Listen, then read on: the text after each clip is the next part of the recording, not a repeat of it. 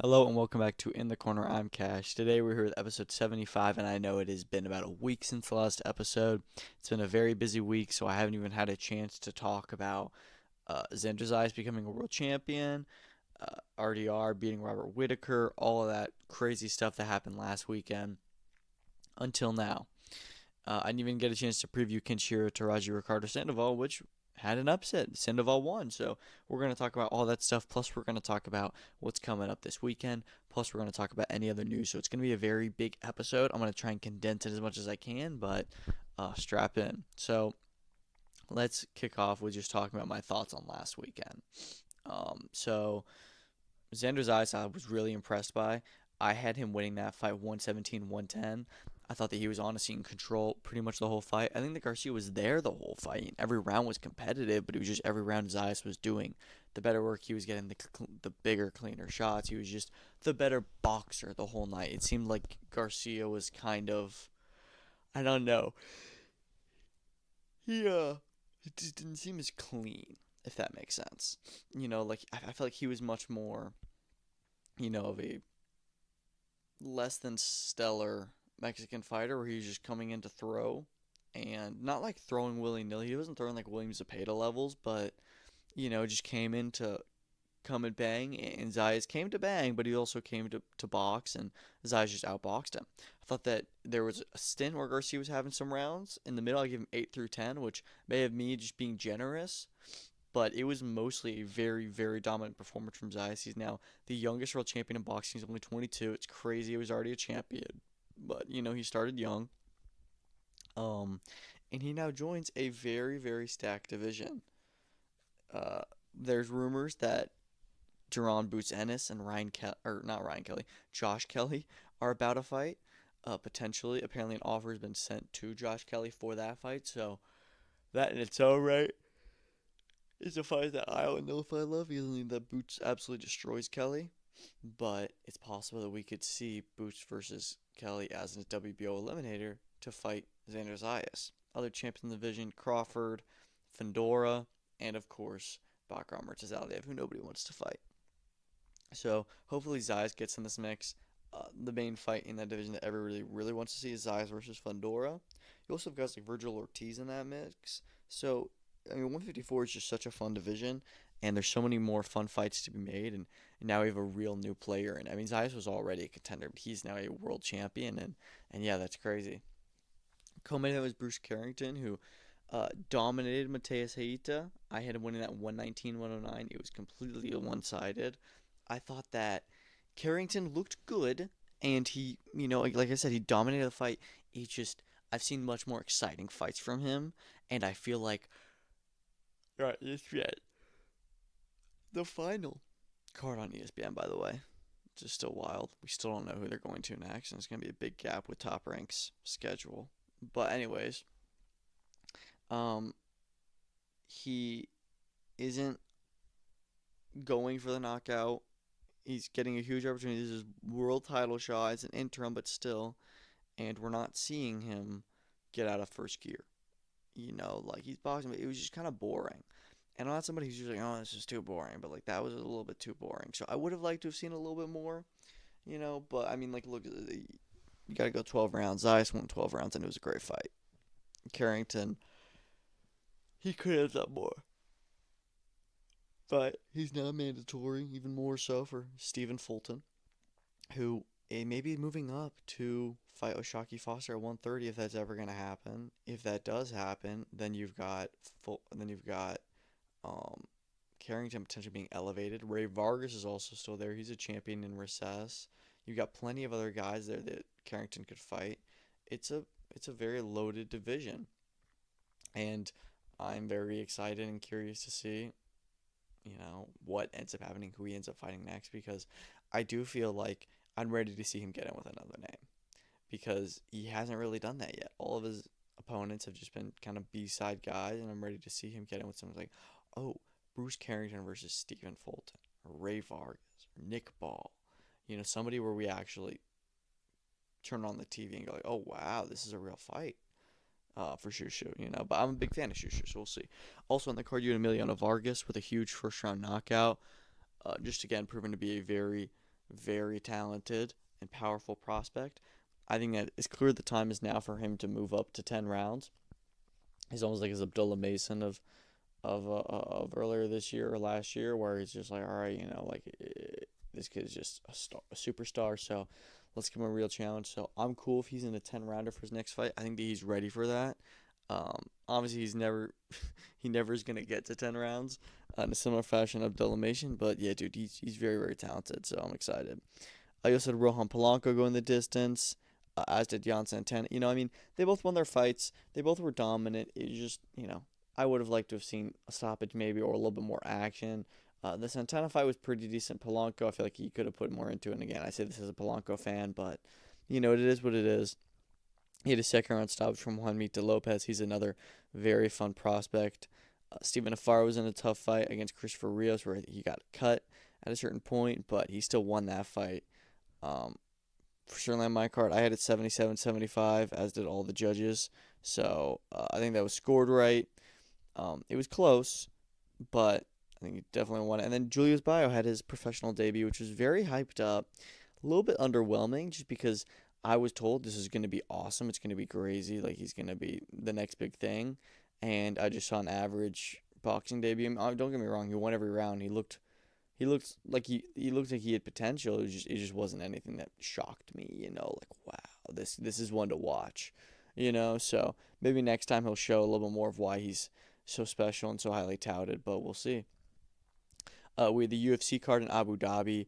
Robert Whittaker losing to Reinier de Ridder by split decision. I feel like this is a little bit close of a fight. A lot of people had it going the other way. I had RDR winning. I gave him the third round, and that's really what it comes down to, because other than that, Whittaker takes the first round and he takes the fourth round. RDR takes the second and the fifth.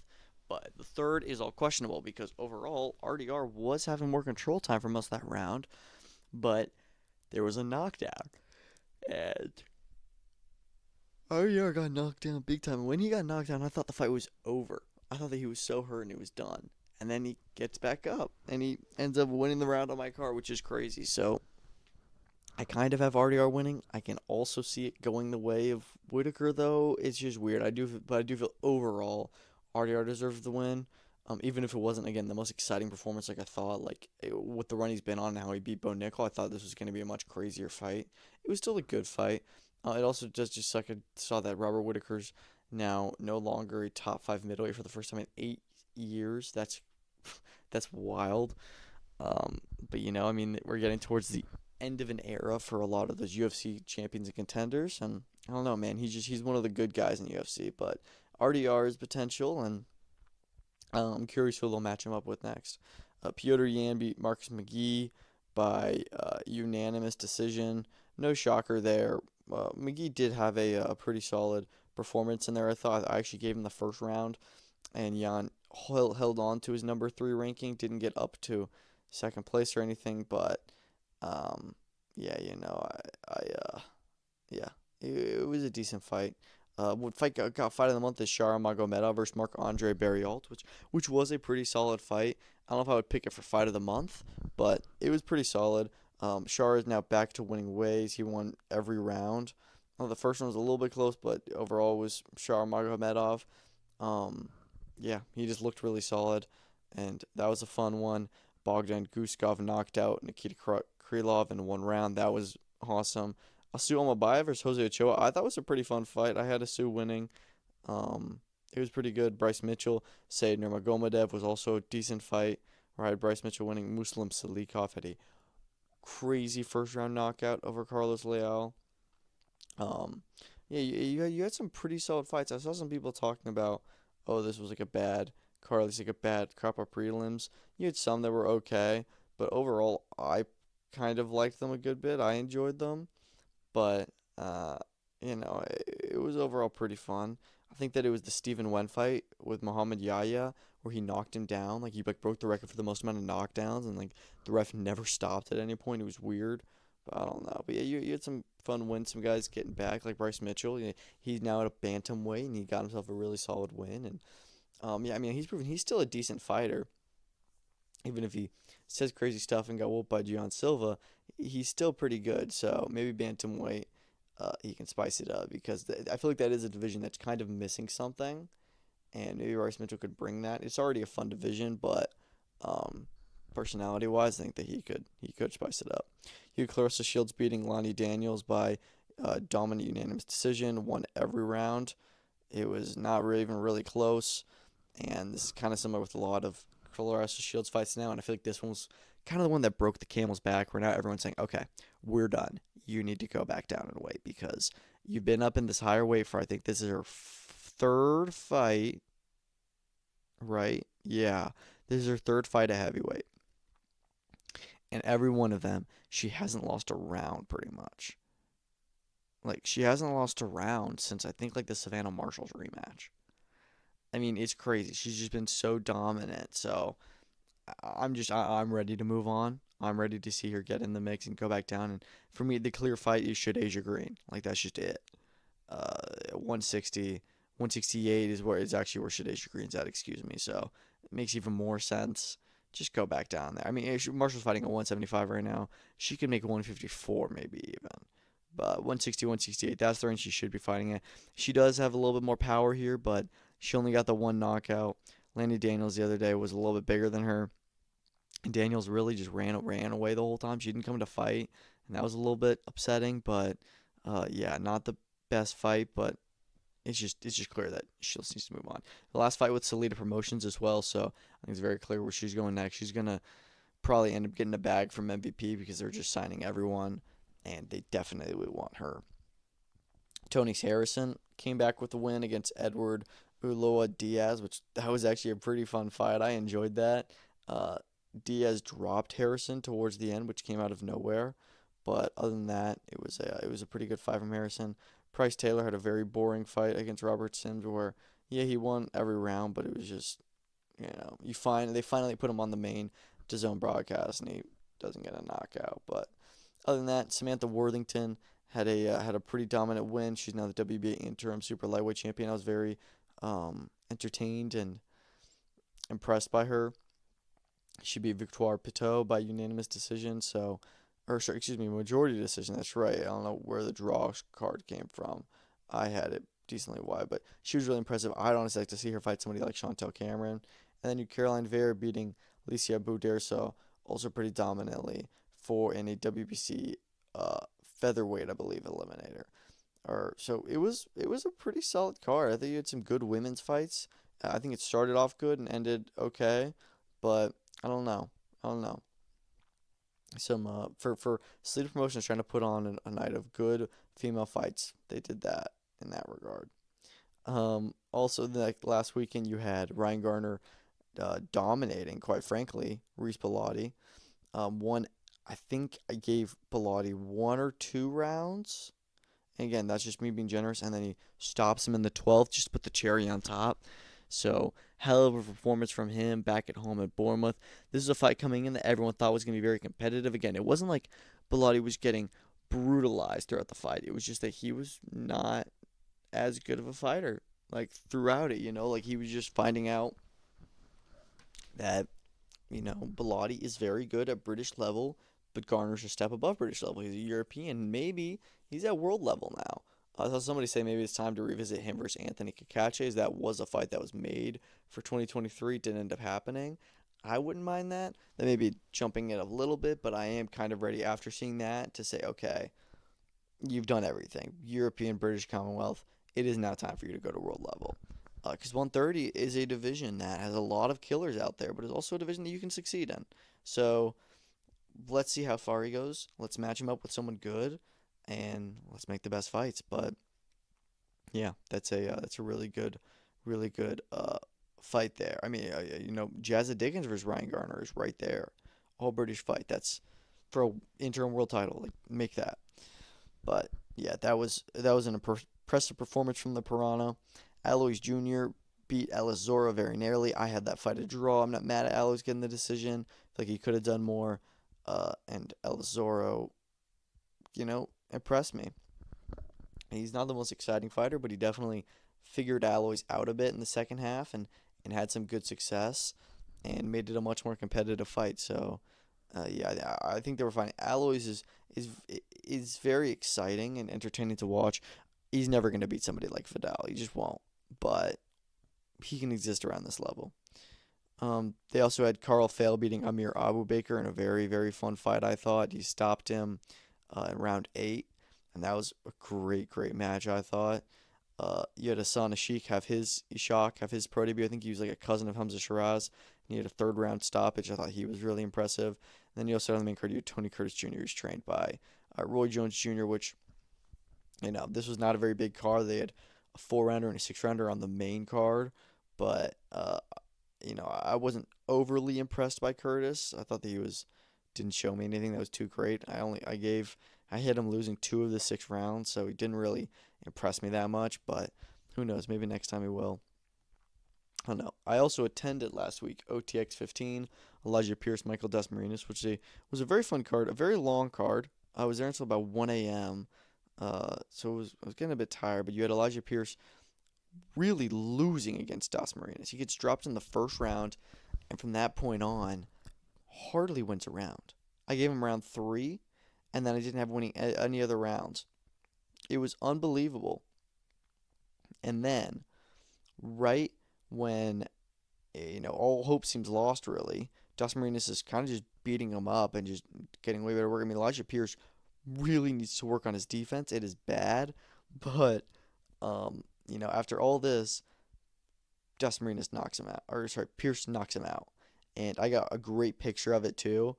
But I mean, Pierce just catches him and he goes down. What I like about Pierce is that when he does have you hurt, he has the killer instinct. He's gonna go for the kill.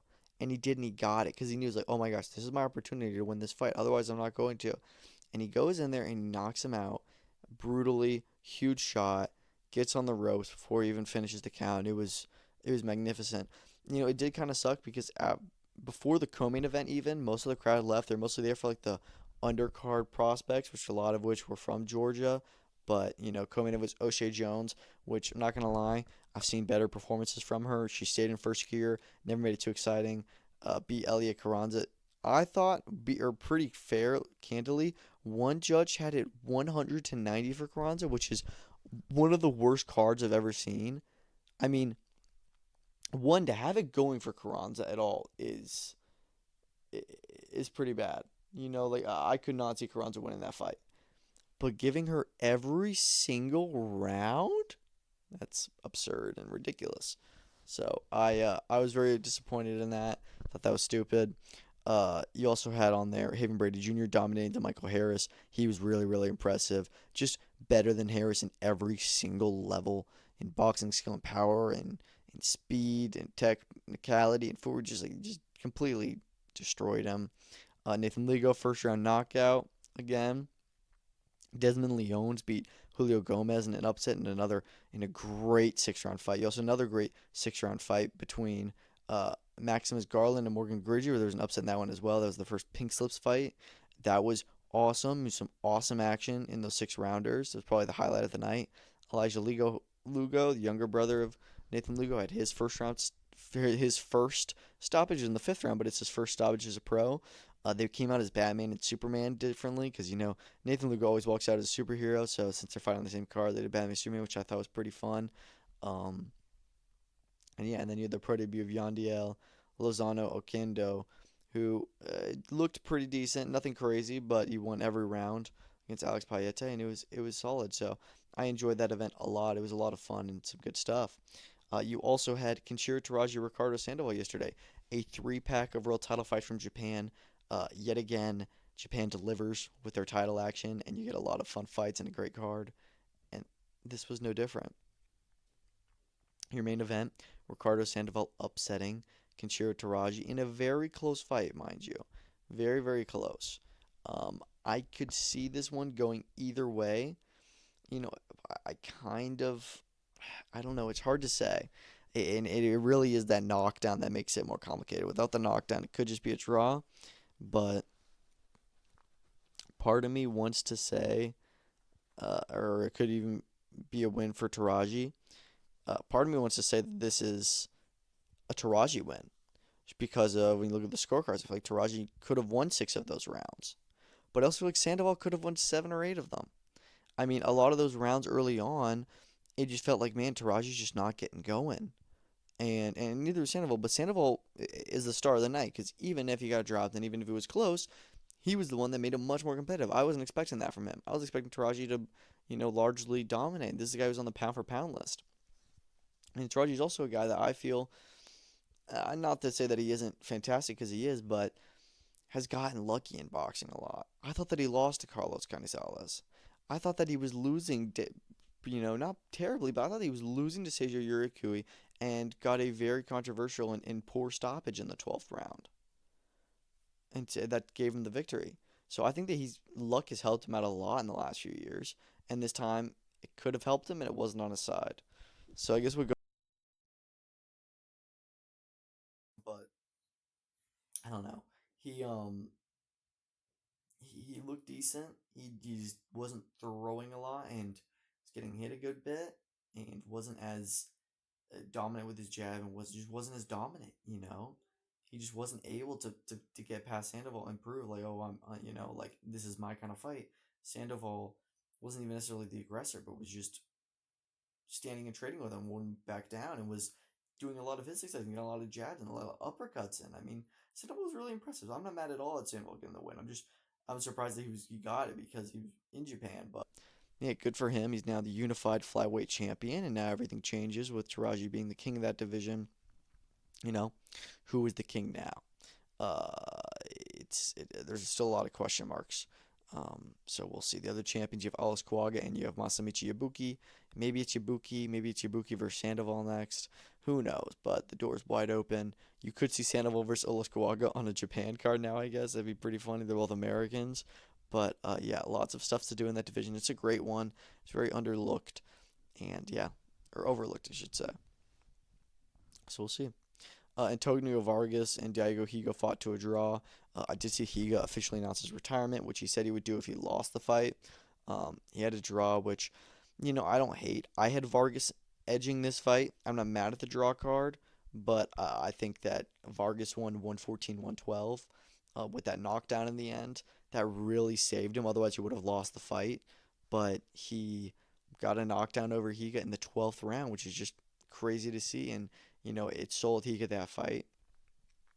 Both guys looked decent. I thought Vargas overall looked better. I thought that he won, more of the rounds. Both guys were dropped, but I don't know. It was fun. It was fun. I was really impressed by Vargas and how, I mean, he just took them all to get going and he didn't finish well. He had a great middle section of the fight. But other than that, it was really good stuff from Vargas, who, is now in the ring with Seiya Tsutsumi, and it looks like that's the fight that's going to get made next. And I really like that one because Tsutsumi was the WBA champion. And he did kind of just get injured, and that's why he's no longer champion or champion in recess, however it works. And they both just had draws with Higa, both fights that I think that they both won. But yeah, I also feel for Higa, even if I think that he lost all 3 of his last few fights, but they were all super close, and they were all fights that, I mean, like he just got bad luck in. So I don't know. I feel for him. He retires now. I couldn't believe that he got this many world title opportunities back to back to back, but and none of them go his way. But yeah, so that's it from him. I don't blame him for retiring. I don't even think he's too old. I think he's like 29, they said. But, at some point you're like, it's just not going to happen for me. So yeah, that sucks. And then to open up the card, you had Kyosuke Takami taking the WBA light flyweight belt from Eric Rosa, which was a very dominant performance, I thought. I think that he was just so much bigger and stronger than Rosa. Rosa had some moments, but Takami won like every round. And Rosa was just so much smaller than him, where Takami could be fighting at super bantamweight, he's fighting at light flyweight. And he was just beating him up. I don't even think Takami was that technically sound. He's just a monster in that division. So he's now the world champion. He stops him in 10 rounds. And he now joins a division that could really use something to spice it up. So that was a lot of fun. I enjoyed that card a lot. It was decent. And yeah, looking forward to. Okay, now let's get into what's coming up this next weekend. Not as much. It's a little bit of a less action-packed week. First off, we have the next UFC Apex event, which we do have a new main event for. So literally at the start of the week, it was announced that Amir Albazi was out of the fight. He's now been replaced, so it's now going to be Tatsuro Taira versus Hyun Sung Park, who I didn't even know Park isn't even ranked at flyweight, so it doesn't have the stakes he was going to. It was going to be like a top 5 fight. Taira number 6 versus Park unranked. Still a decent fight, but one you'd have to favor Taira in. Co-main event is Mateusz Rebecki versus Chris Duncan, so we're really not doing anything crazy here. Elvis Brenner versus Esteban Ribovic. That could be fun. Neil Magny's fighting. Rosa Cornell is a ranked bantamweight fight for women's. This is really not going to be a crazy card. I think it's a total of, is it 12 fights? Yeah, 12 fights overall. Just another Apex. They haven't done the Apex event in almost 3 months. And now we're back to it, which is just lovely, isn't it? But yeah, so I don't really care too much. I think Tyra will probably win because he's actually been preparing for the fight. But other than that, we've also got a Golden Boy boxing card. Oscar Duarte, Kenneth Sims Jr. in Chicago. That is a great fight. I think that's such a competitive match. And but one that I think that Duarte wins. This is Sims' hometown. I haven't been very impressed with Sims recently. I just feel like he's had a lot of not great performances. Whereas I feel like Duarte's been on a phenomenal run. Since the last regular year, he beat up and stopped Joseph Diaz Jr. He went to war with Batir Akhmedov and got a close decision there.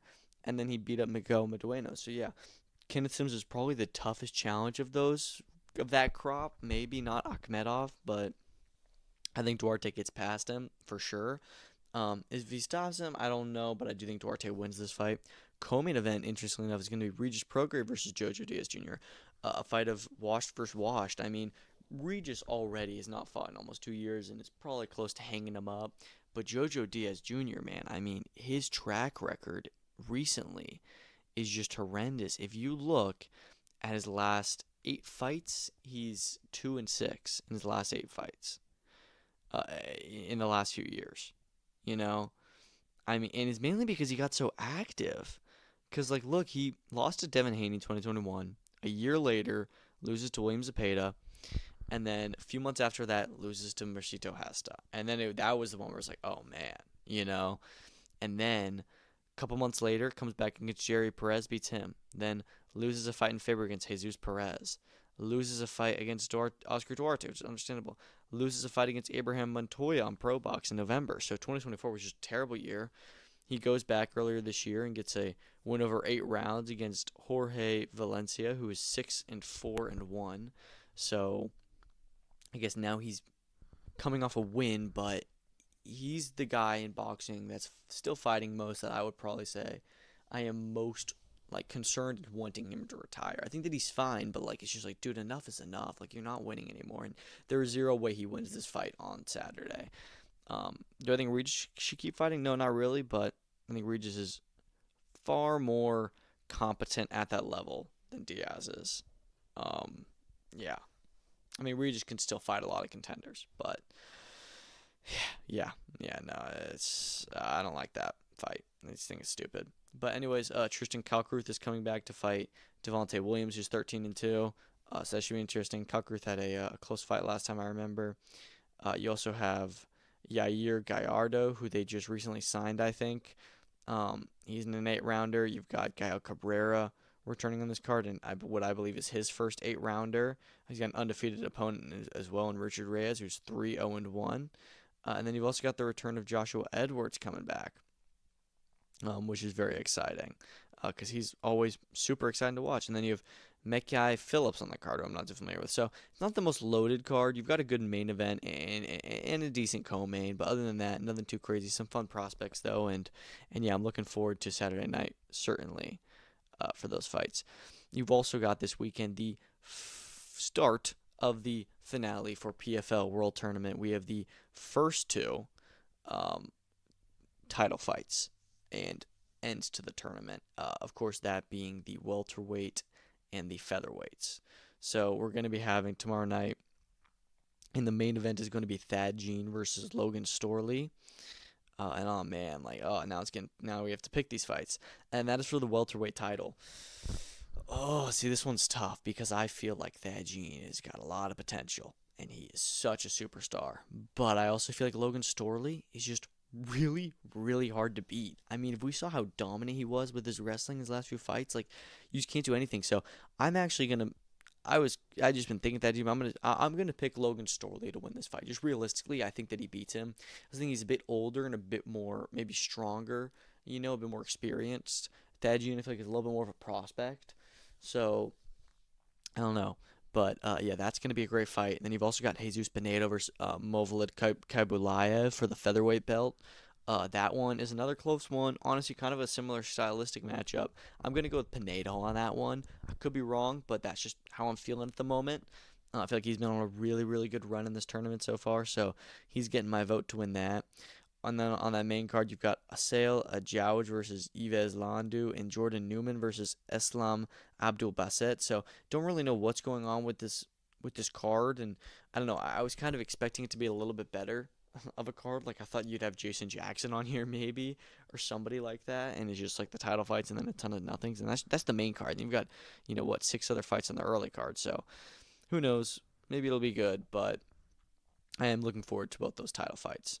You also have tonight that PFL is going out tonight, as is the rematch between Panya Pratapsri and Carlos Canizales, which everyone's been waiting for a while. In December they fought, and it was a very controversial decision. I didn't watch that fight, but apparently Canizales won in everyone's eyes except for the judges, who had Pratapsri winning pretty wide. In fact, let me see if I can find the cards for it. If they're on BoxRec.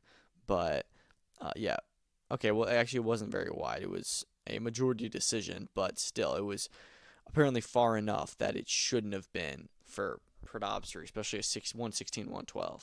So we'll see. This is the rematch. I'm gonna pick Canizales. Like I said, I thought that he beat Teraji, and then apparently he lost this fight too in similar controversial fashion. So he's just got bad luck. But I don't know, man.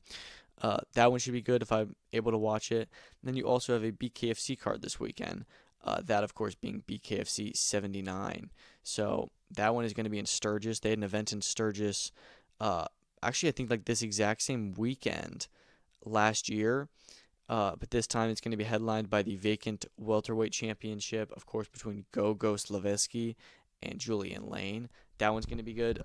Gogo is 6-0. Lane is 8-8. I didn't realize that was his record, but Lane is pretty fun. So I'm gonna go with Gogo on this one, but we'll see. You've also got Taylor Starling returning, and she's taking on Shelby Cannon in the co-main event, so that's a good one. And you got some other fun stuff going on in that card, so it's gonna be a good one. I'm excited for it.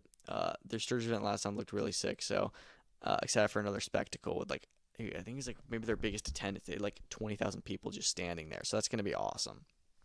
But that's all the events we have coming up. Let's now get into the news.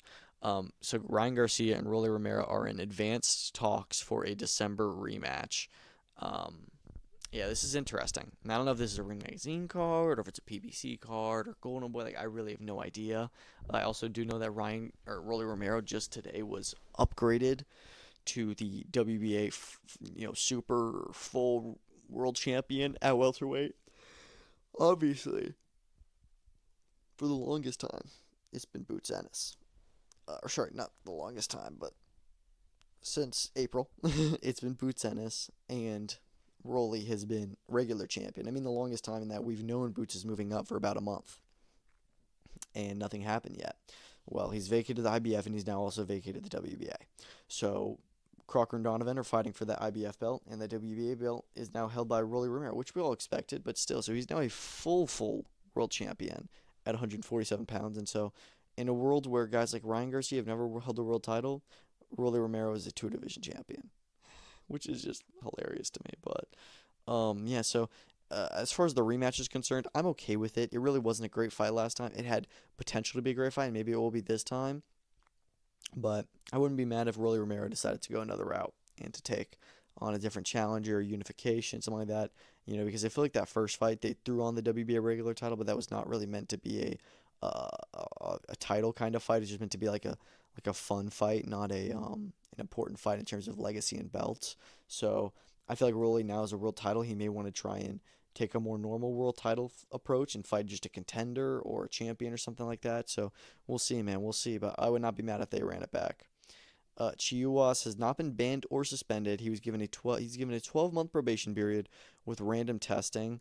And the Galal Yafai fight has been overturned to a no contest, and Yafai is now once again undefeated. He's been reinstated as the interim champion, and an immediate rematch has been ordered. So essentially, no real punishment was given to Francisco Rodriguez besides the fact that he got his win and belt taken away.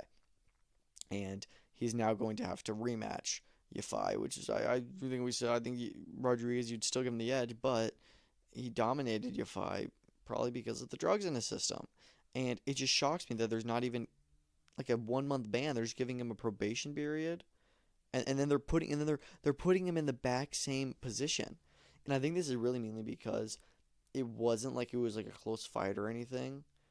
It was so one sided and such a great performance overall from Rodriguez. Hold the PEDs that everyone would that you can't really give Yafai the win, I guess, and you can't put Yafai in the interim position because Yafai got beaten up so badly. It's like he doesn't deserve that spot, and but Rodriguez does. So I don't know, man. It's just really interesting to me that there's no real punishment and they're giving him an immediate rematch. So yeah, yeah, we'll see what happens there, and it's honestly kind of similar to Ryan Garcia Devin Haney situation. The UFC 319 co-main event has been announced. It's going to be Lerone Murphy versus Aaron Pico. Pico obviously was meant to fight Movsar Evloev this past weekend. It seems like Evloev has pulled out of the fight for whatever reason and is now trying to get the title fight with Volk. Maybe that's what he gets next later this year. Meanwhile, Pico is going to be making his UFC debut against Lerone Murphy in the 319 co-main event, so that's honestly a bigger deal. Lerone Murphy, finally getting himself a bigger fight, and that's a close one, man. That's a real tough one. Uh, Obviously Pico's first UFC fight, but you may have to favor Pico in that matchup. But I don't know, man. I'm very much excited for that. That should be a good fight. Boots has signed a contract extension with Matchroom after news of him moving up to super welterweight. This is no surprise. I think some people were like, "Why?" I thought Boots was gonna leave. Matchroom was able to get Boots two headlines at his hometown and a unification. He's going to stay with them. Plus, they're moving into a new weight class. They got a relationship with Turkey. He should definitely stay with Eddie. They're doing very good work with him. And yes, that's cool to see. Like we said, it could be Josh Kelly next in October. That's what we're hearing. I'd be okay with that if they want to kind of wet his feet in the new division, but I'd also be fine if he want to go straight into a Virgil Ortiz. Speaking of Matchroom, apparently Dave Allen versus Arslanbek Makhmudov is what's going to be happening next, and it's going to be announced like this week for October in Sheffield. We're hearing that that's when Dave Allen's fighting next, and that there's a lot of opponents that were being discussed. Guys like Tony Yoka were thrown out. Guys like Nelson Husa were thrown out. I think Tony Yoka was in that mix. Maybe I'm wrong. I did just see that he signed with Queensberry, which I thought he was already signed with them. But anyways, but yeah, so there's a lot of guys that were being mentioned as potential opponents. We know that Jimmy TKV almost happened, but I really like the Makhmudov fight. Makhmudov is a guy who has stepped up in level twice and gotten beaten both times, gotten stopped both times by Guido Vianello and Adjit Kabayel. So he's never going to be a world beater, but frankly, neither is Dave Allen. So you need to find a guy for Dave Allen who's going to be tough for him and who is going to be, but not too tough. And that's Makhmudov. Makhmudov and Allen is a 50-50 fight. Both these guys are at a certain level. They are very good at the level they're at currently, but they will never be above that level. And Makhmudov does not need to be getting in there with guys like Jared Anderson. He needs to be getting in there with guys like Dave Allen and Johnny Fisher. That is his level. And I kind of love that fight. I kind of absolutely love it. So, yeah, I'm totally down for that if that's next. It's also announced that Carlos Ulberg versus Dominic Reyes is going to be headlining UFC Perth on September 27th. Ulberg is in a really good position in the rankings. Not sure where Reyes is. He is obviously coming off a very good win earlier this year in Miami. So we'll see what happens here and what ends up being, the the winner in this fight, because this could be a very important fight for the 205 rankings. Like, Yuri's obviously going to get the next title shot, but the winner of this could be next in line after him. It really is that big of a fight, so I'm looking forward to it. UFC also announced that they'll be returning to Rio de Janeiro on October 11th. So that'll be a fight night. You're going to have that smack dab in between a few pay-per-views and another good fight night. I think they're in, is it somewhere on the West Coast in between. I can't remember. It's like I don't know where the other one is, but they've got a lot of good fight nights coming up, and yeah, so some fun ones. Perth and Rio de Janeiro. So not just like going to Chicago. But yeah, so I'm excited for that. There's also rumors that Joshua Buatsi is going to be moving over to Queensberry Promotions. Apparently, he only had a 4-fight deal with Boxer, and he absolutely should with Boxer not having a deal at the moment on TV. Buatsi is a great spot at Queensberry. You have fights like Willie Hutchinson, who's already fought with guys like Anthony Yard, Zach Parker.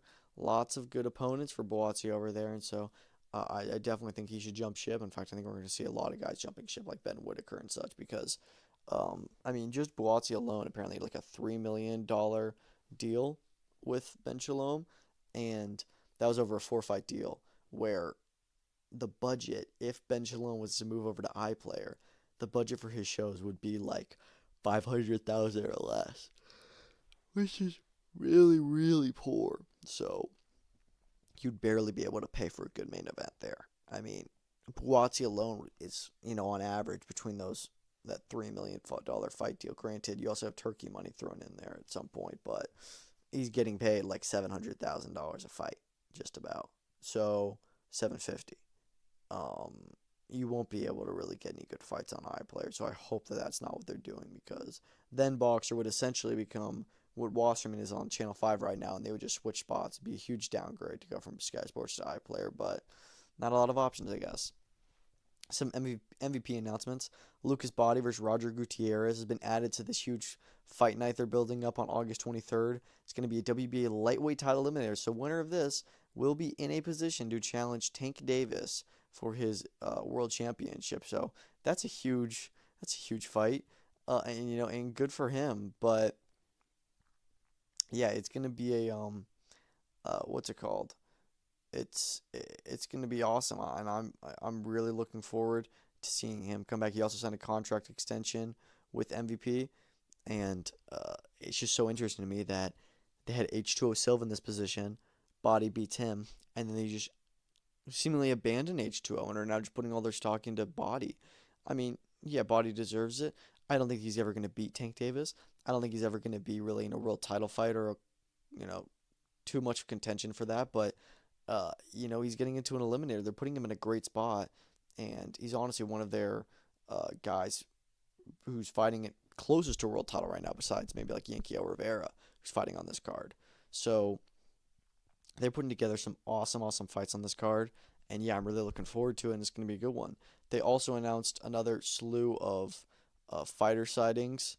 Fighter signings. You've got Jasmine Artiga, who is currently the WBA Super Flyweight World Champion. You've also got Jessica Neri Plata, who is currently a former world champion. You have got Sarai Brownell, who is a USA Boxing Amateur Champion. Desley Robinson, who's a unified middleweight world champion, and Shannon Courtney, who's a former world champion. So lots of former champs, lots of current champs, lots of future champs, and they are just racking up the women's sports and women's combat sports. And yeah, man, I mean it's unbelievable the signings that they're making and just the moves they're having, and they are really, really moving in a great spot and fastly becoming a very important and real player in the promotional game. And I would already go as far to say is that they're up there with the big dogs already. Like they're already competing with Golden Boy and PBC and Top Rank and Matchroom in the U.S. I feel, I mean, they're probably fifth in that list, but they're there. And then in that yesterday they announced Terry Harper. That's a huge signing. They're stealing everyone from Matchroom, and you know what? They're getting ready for a UK move. Just watch. Just watch. They've got Terry Harper. They've got Shannon Gardner, Ebony Bridges. They've got Ellie Scottney. They are total, and they've got more that I'm just not thinking of. Ramla Ali as well. They've got a lot of women's talent from the UK that they're absolutely planning to go international. They've got a lot of Brazilian fighters as well, a lot of Mexican, Puerto Ricans, just a ton of fighters in general. So they're totally about to make a move over into the UK and got a lot more.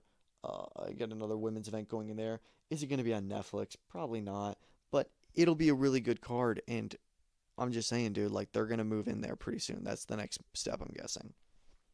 But yeah, MVP's in a great spot, and yeah, it's been a lot of fun. Speaking of MVP, their kind of former rival, because I don't think of this really in the same sphere anymore just because of what um, MVP has become. But Misfits Boxing announced their full card. And before they did that, I just haven't had a chance to talk about it yet. They announced Ty Mitchell versus Sean Hemphill. And this fight has me so excited because this is just straight up a genuinely good boxing match. This is probably going to be 10 rounds. Sean Hemphill coming off upsetting Mark Jeffers in the on the June Boxer card.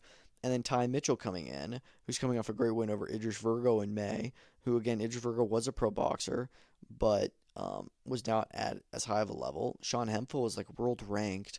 Ty Mitchell is not trying to be a misfit champion. He's trying to become a legitimate boxing contender, and this is a perfect opponent for him where it's going to be a 50-50 fight. We're going to see, okay, how much of a real boxer are you? And yeah, I mean, this is Ty Mitchell is such a great guy for them to be pushing.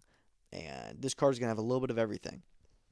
You've got YouTubers, you've got UFC vets, you've got actual MMA fights, you've got funny influencer fights, and then you've got real competitive, probably 10-round boxing matches. And yeah, man, I mean, I'm so stoked for this card coming up. And just yesterday they announced the whole cards. Also on there, we're gonna have Amadeus Ferrari versus Raheem Pardesi. I'm not familiar with a lot of the B sides in this fight, but I am familiar with all the A sides.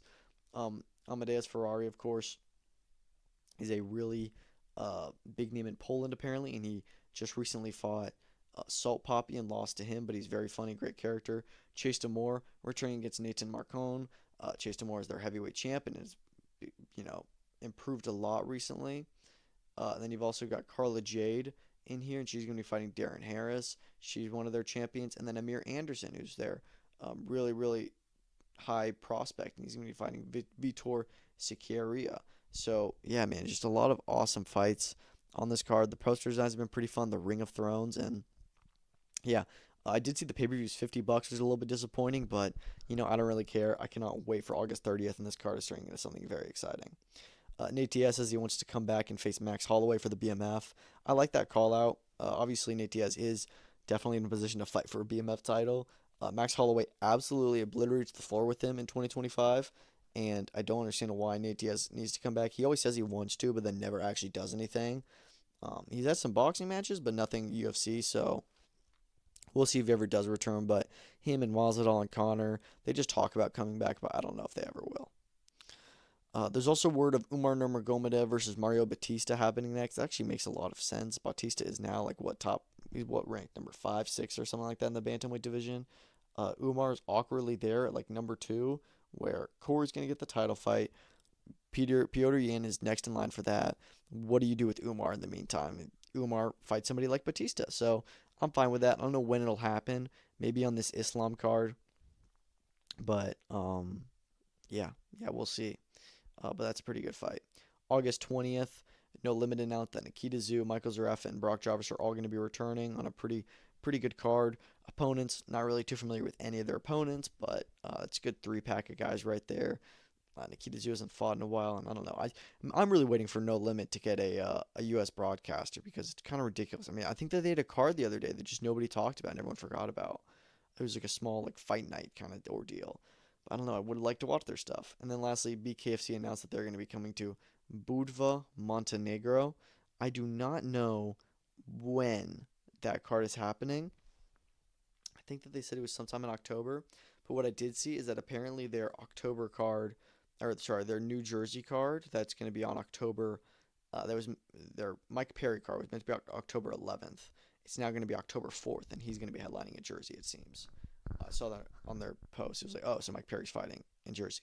So that's interesting. But yeah, the Budva card in Montenegro is going to be August 30th, headlined by Bakocevic versus Oten Razov versus Kosednar. So not familiar with those guys, but who knows? Maybe it'll be a fun card. But that's all I've got for today. I know it was a very long and jam-packed episode. A lot to talk about. It's a little bit busy. Once it gets like mid-August, though, I'm gonna get certainly back on doing more regular episodes, bi-weekly, maybe even tri-weekly, but probably just twice a week. But yeah, thank you guys so much for listening. Have a great rest of the day. Enjoy the fights this weekend, and peace out.